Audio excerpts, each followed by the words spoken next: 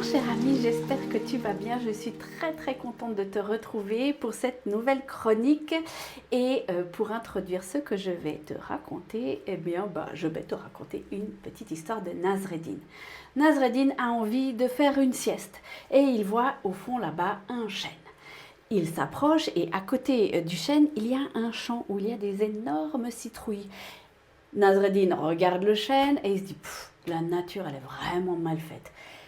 Les citrouilles qui sont énormes se traînent comme des tortues par terre dans leur feuillage, alors que là, il y a le chêne majestueux avec des minuscules glands. Nasreddin s'installe au pied du chêne, le dos contre le tronc, et tout d'un coup, il y a un gland qui lui tombe sur la tête. Et là, il se dit « Ah non, la nature est bien faite. Merci Allah, merci Dieu. » Cette petite histoire, c'est un prétexte, c'est parce que je vais te parler de repos. Tu es d'accord avec moi pour dire que dans la Bible, les 10 commandements sont très importants. Tu ne tueras pas, tu ne voleras pas, etc., etc.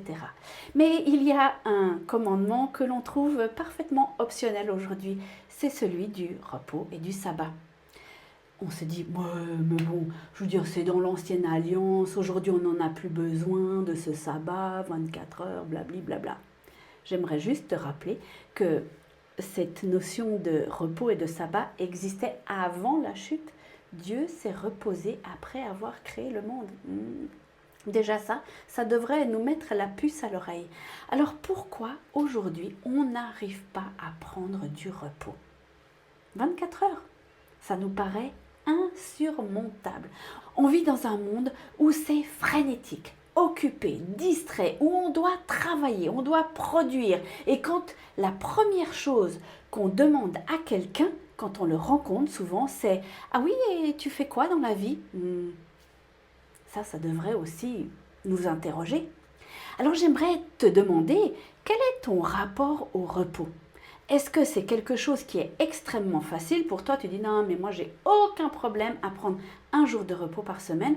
Ou alors tu fais partie de ceux qui disent non, mais moi j'ai pas le temps de prendre du repos. Marie, tu connais pas ma vie, elle est épouvantable. J'ai le travail, j'ai ma famille, j'ai mes enfants, j'ai mes activités, j'ai l'église, etc., etc.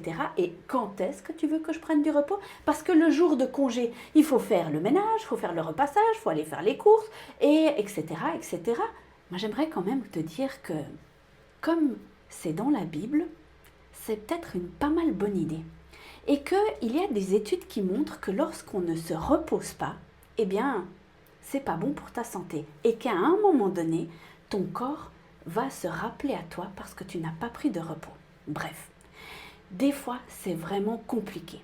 En tout premier lieu, il faut se montrer intentionnel. Ce n'est pas lorsque tu vas commencer ton jour de congé, que tu vas te dire « Ah oui, en fait, je vais prendre mon jour de congé, je vais rien faire du tout » alors que ça s'amoncelle autour de toi. Il faut s'organiser parfois autrement, être intentionnel dans ce que l'on va faire. Ensuite, ce jour de repos, comment est-ce qu'on aimerait le vivre? Il y en a pour qui un jour de repos, c'est rester allongé toute la journée, regarder le plafond. Il y en a pour qui c'est faire un trail ou une randonnée toute la journée, je ne sais pas. Mais il y a une chose qui devrait peut-être être essentielle dans cette journée de repos, c'est de mettre Dieu au centre. Et ça, c'est vraiment pas simple, parce que souvent on est pris dans le tourbillon de tout ce qu'on aimerait faire et on oublie Dieu. Une des choses qu'on peut peut-être faire, c'est se dire intentionnellement, ce jour-là, je vais prendre avec moi Dieu dans mon jour de repos. Et c'est ce que j'aime bien faire. Je n'y arrive pas tout le temps, mais par exemple, quand moi je vais marcher en forêt, c'est ce que j'aime bien faire, je prends Dieu avec moi et souvent on a des grandes conversations à ce moment-là. Peut-être que pour toi, 24 heures, c'est juste pas possible. Tu n'y arrives pas, c'est impossible. Comment faire? Alors il faut commencer petit, se dire, cette semaine, je vais essayer de prendre 1 heure seulement de repos. Et essayer comme ça. Et puis, peut-être que la semaine suivante, tu vas mettre 2 heures ou 3 heures, je ne sais pas. Mais c'est de l'entraînement. Ça ne marche pas toujours tout de suite comme on voudrait. Il y a aussi quelque chose que tu peux faire qui est assez saisissant. Va dans ton téléphone et regarde ton temps d'écran. Souvent, on se dit, non, mais j'ai pas le temps, tu te rends pas compte de ma vie. Mais quand on regarde le temps d'écran qu'on a sur notre téléphone, pas le Google Maps pour aller d'un point A à un point B ou bien l'information qu'on veut avoir. Non, mais quand on passe le temps sur les réseaux sociaux, sur les achats en ligne, sur les choses comme ça, c'est fou le temps que ça prend. C'est juste hallucinant le temps que ça prend.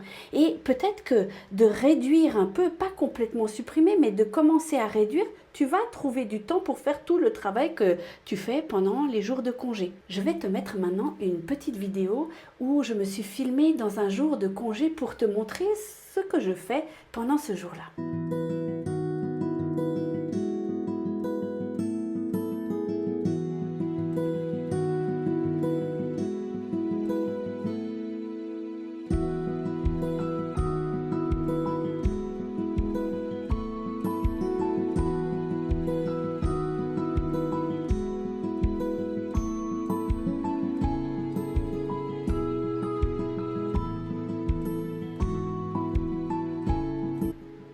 Alors chacun et chacune est différente, évidemment.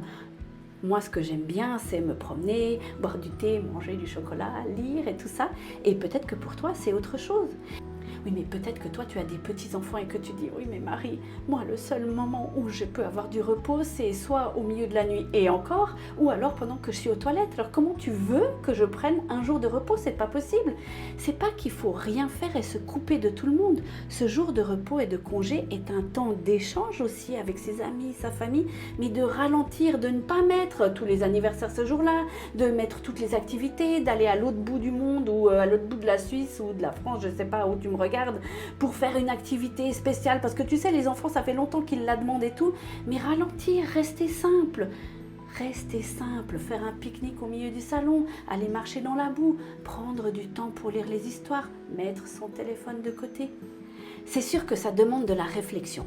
Un livre qui m'a beaucoup aidé, c'est celui du théologien John Mark Comer, qui a écrit un livre qui s'appelle « Ralentir de toute urgence ». Celui-là, il est vraiment, vraiment excellent, simple à lire et vraiment très percutant. Donc, pourquoi pas commencer ce livre pendant un jour de congé. Ça va t'aider à nourrir ta réflexion.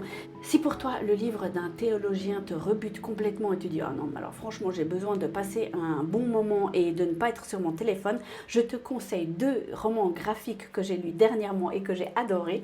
Le premier, c'est Les Grandes Oubliées de Titu Lecoq et qui parle comment les femmes ont été invisibilisées à travers l'histoire. Et franchement, c'est hyper intéressant, hyper bien.